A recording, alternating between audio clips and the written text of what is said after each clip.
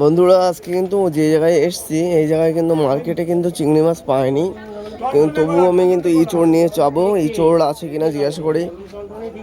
ও বলছি ইঁচড় পাওয়া যাবে এখানে? ইঁচড় কয় কিলো বলতে বাড়ির জন্য খাবো, কিন্তু চিংড়ি মাছ তো পেলাম না। কেমন বাজার তোমাদের এখন? চিংড়ি মাছ পাবো না মানে?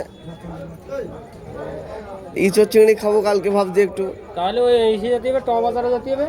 না সে এখন দেখাচ্ছি আবার টবাজারে যাবো, এখন ইঁচড় নিয়ে যাবো, কালকে আবার টবাজারতে নিয়ে আসবো।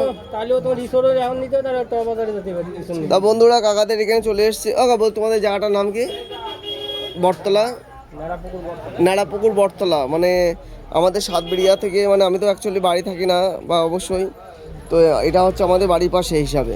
সাতবেড়ি থেকে নাড়াপুকুর বটতলা। কাকা বলছি ইঁচড় ভালো দেখে দাও তো একটা।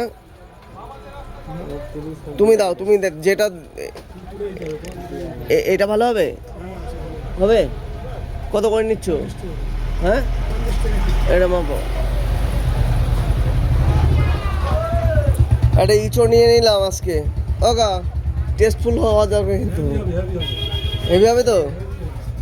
এই কাকা কিন্তু বলছে হেভি হবে। কাকার কাছ থেকে কিন্তু একটা ইঁচড় নিয়ে নিচ্ছি, আর কালকে চিংড়ি মাছ নিয়ে নেব। কালকে না হলেই দেখা যাক, আজকে দেখাচ্ছি কোথায় যায় চিংড়ির জন্য, কিন্তু চিংড়ি নিতেই হবে।